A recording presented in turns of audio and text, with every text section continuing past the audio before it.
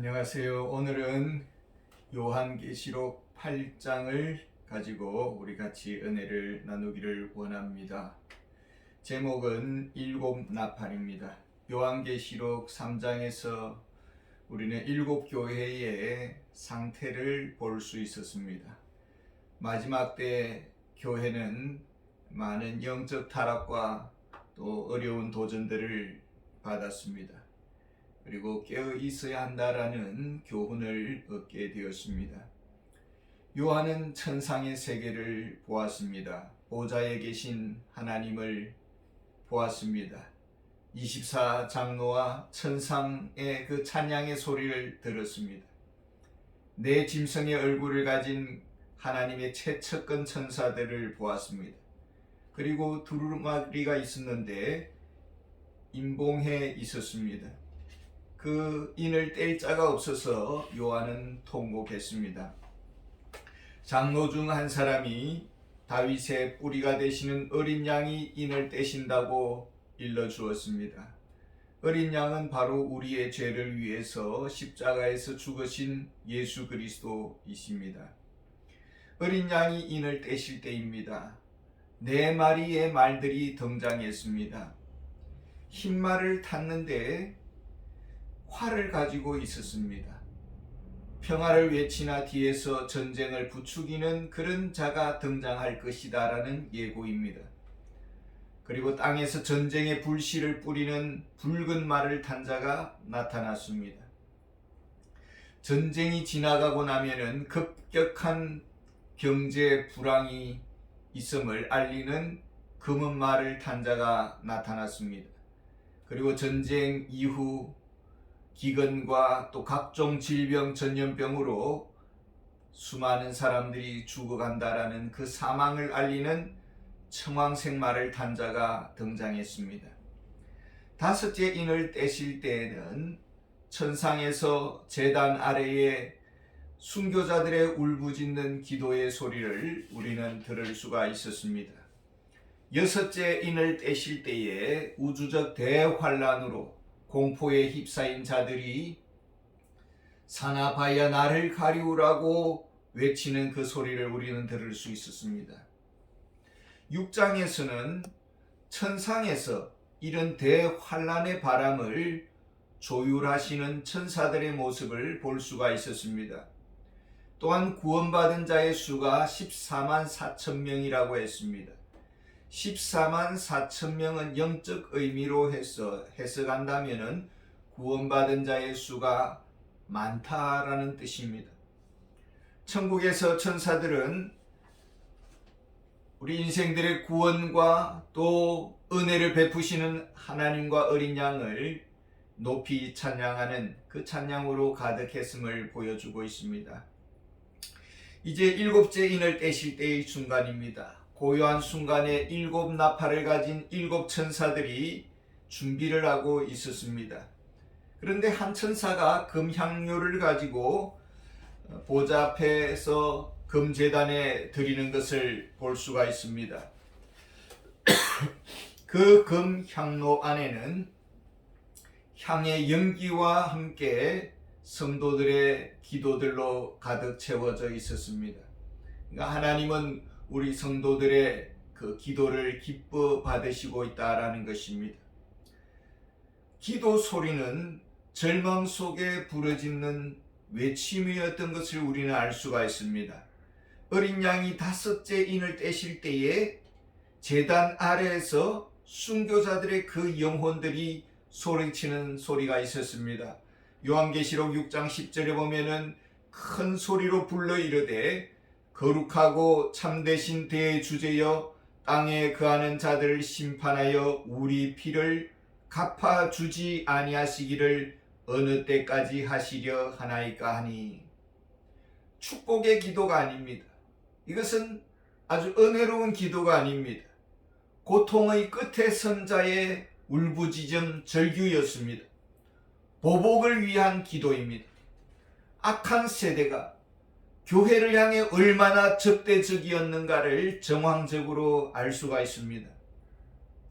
우리 창세기에 보면은 아브라함의 기도가 있습니다. 소돔과 고모라의 심판을 앞두고 아브라함이 하나님께 중재하는 기도를 드립니다. 그런데 이 요한계시록의 순교자들의 기도는 심판을 지연해달라는 그런 기도가 아닙니다. 어서 속히 끝을 내달라는 기도입니다. 핍박으로 신앙을 버텨내기가 어려울 때 나오는 최후의 강구인 것이죠. 그만큼 말세의 그 핍박의 그 강도가 극에 달했다는 것을 알 수가 있습니다. 과연 지상에서 어떠한 상황을 말해주고 있었는지를 이제 다음 장면들은 우리에게 설명해 주고 있는 것입니다. 7 나팔을 가진 7 천사가 순차적으로 나팔을 불기 시작합니다. 7절에 보면은 첫째 천사가 나팔을 부니 피 섞인 우박과 불이 나와서 땅에 쏟아짐에 땅의 3분의 1이 타버리고 수목의 3분의 1도 타버리고 각종 푸른 풀도 타버렸더라. 여기서 땅과 수목과 각종 푸른 풀이 나옵니다. 땅과 수목은 서로 공생하는 관계입니다. 수목은 땅을 의지해서 생존합니다.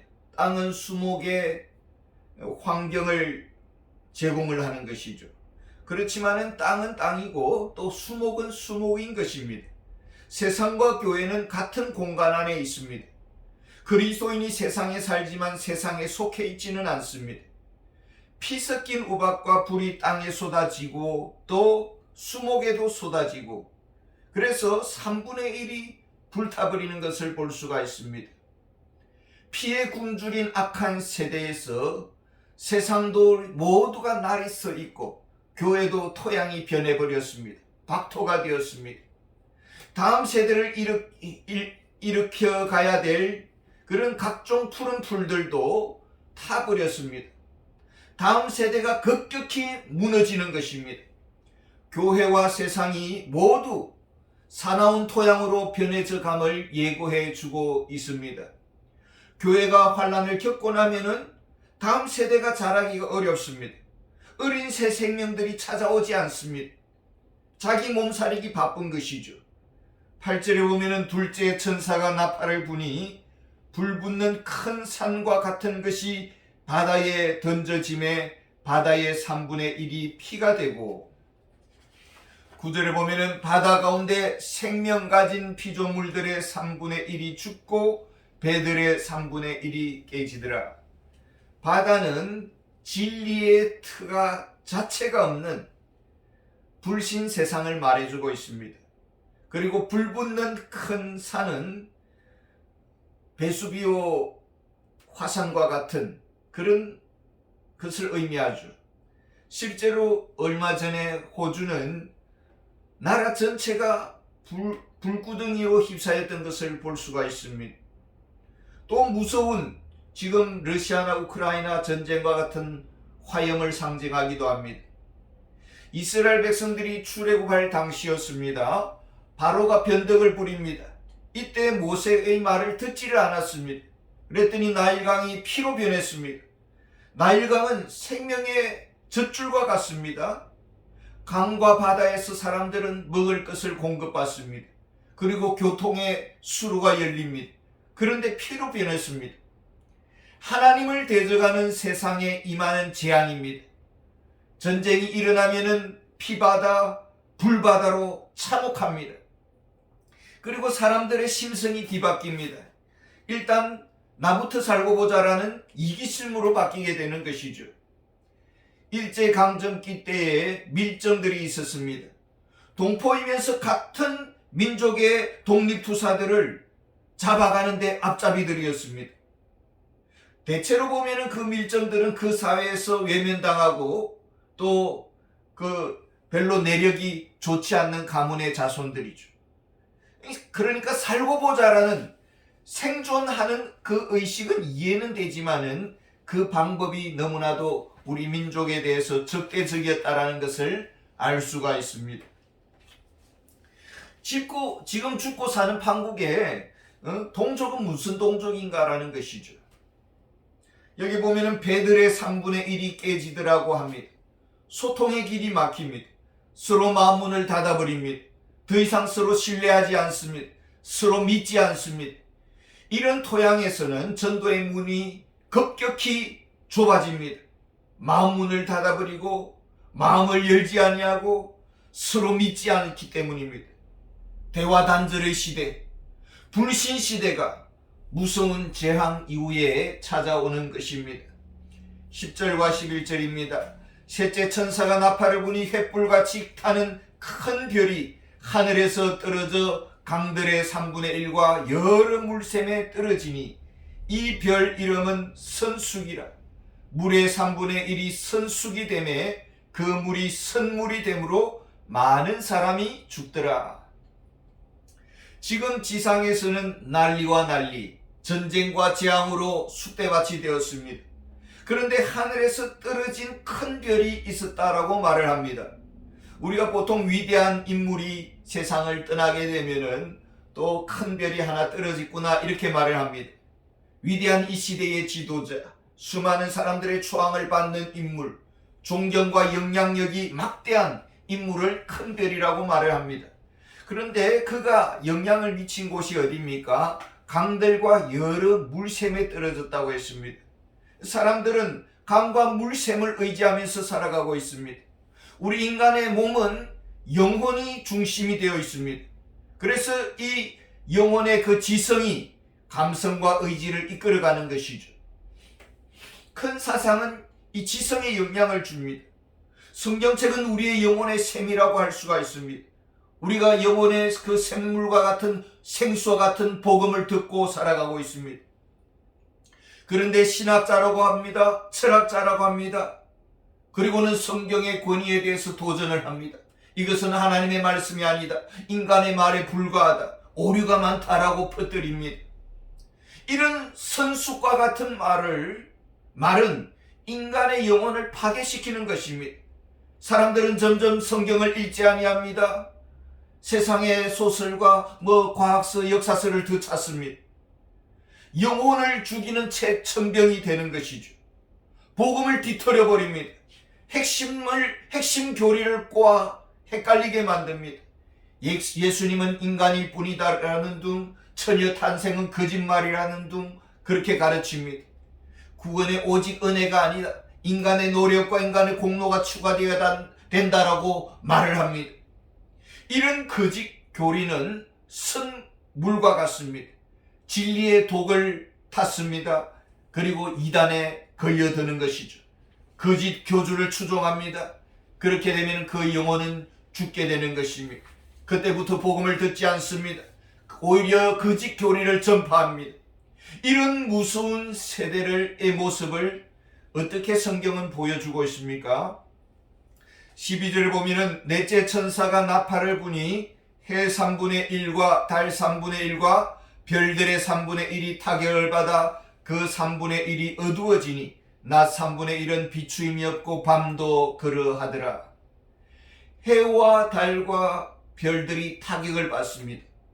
해라는 것은 복음의 강력한 빛을 의미하고 달은 인간의 양심을 비춰주고 또 별들은 인간의 내면의 도덕성, 인격적인 것을 의미한다고 볼 수가 있습니다. 그런데 선숙이라는 이 별의 이름을 가진 것은 사실은 없습니다. 이것은 별과 같이 위대한 사람처럼 둔갑을 한 거짓 선지자라고 볼 수가 있는 것이죠. 그래서 거짓 진리로 세상을 오염시킵니다. 복음의 빛을 흐리게 만들고 인간의 양심을 마비시킵니다. 구원받으면 더 이상 회개할 필요가 없다라고 가르칩니다. 회개하지 아니하면 우리의 양심은 마비되는 것입니다. 선숙과 같은 독이 우리의 인간관계 속에 깊숙이 들어옵니다. 그러면 의심병이 생기고 서로 불신하게 되고 복음이 들려지지 않습니다. 귀가 가려서 이해가 되지 않습니다.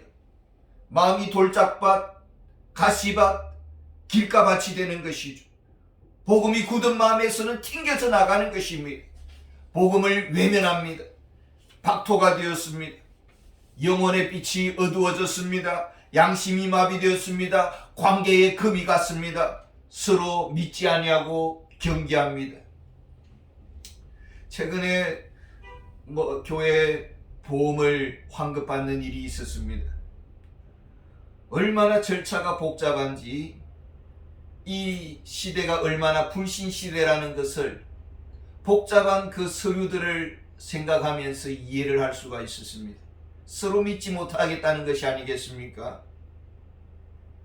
부모와 자녀가 원수가 되고 부부가 서로 믿지 아니하고 서로 의심합니다. 서로 내 것 챙기기 바쁩니다. 선숫과 같은 이 불신이 가정 안에 팽배하고 서로 못 믿는 것이죠. 가장 큰 한을 맺게 하는 사람이 부모가 될 수가 있고 남편이 될 수가 있고 아내가 될 수가 있고 자녀가 될 수가 있습니다. 이런 가정 풍토가 사회 전반에 퍼지게 될 때에 그 사회는 살벌한 사회가 되는 것입니다.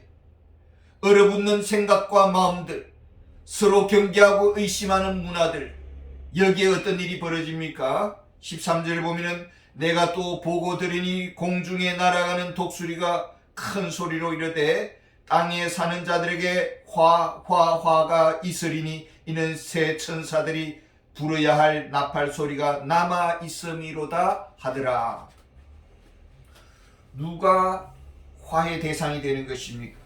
요한계시록 19장 20절과 21절에 보면은 회개하지 아니하더라 라는 말이 반복해서 나옵니다. 누가 저주의 대상입니까? 회개하지 아니하는 자들입니다. 아무리 외쳐도 듣지 않습니다. 들려지지가 않습니다. 내면이 굳어버렸습니다. 선숙으로 뒤틀려 버렸습니다. 생각이 꼬였습니다. 사랑이 사랑으로 받아들여지지 않고 모든 것을 곡해해서 해석합니다. 미움과 정으로 받아들입니다. 이런 깊이 사여진 불신의 양파 껍질을 벗겨내야 하는 것입니다. 그 길은 회개의 시간을 가져야 합니다.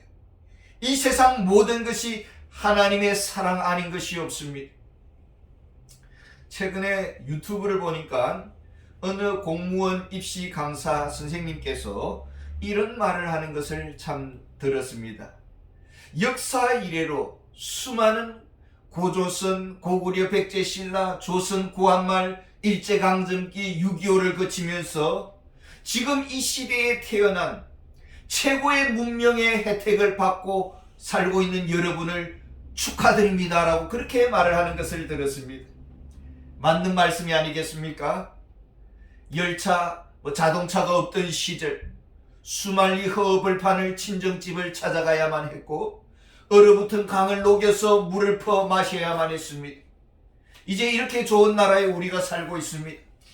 온갖 좋은 것으로 교육하려고 하셨던 우리 부모님들, 그 사랑이 깊고도 깊습니다. 우리 곁에는 형제들이 있어서 너무나 행복합니다. 모든 것이 감사할 뿐입니다. 부드러운 마음으로 바뀌어져야 하는 것입니다. 그러지 아니할 때에 죽음의 독수리가 주위를 맴돌게 되는 것입니다. 영적으로 깨어있는 자에게는, 살아있는 자에게는 독수리가 찾아오지 않습니다. 죽은 시체에게 독수리가 찾아와 뜯어먹는 것이죠. 죽음의 화는 하나님의 자녀들에게는 오지 않습니다. 하나님께서 그 영혼들을 보호하십니다. 오늘 우리는 정말로 깨어 있습니까? 그 길은 참 회개하는 길밖에 없는 것입니다. 감사드립니다.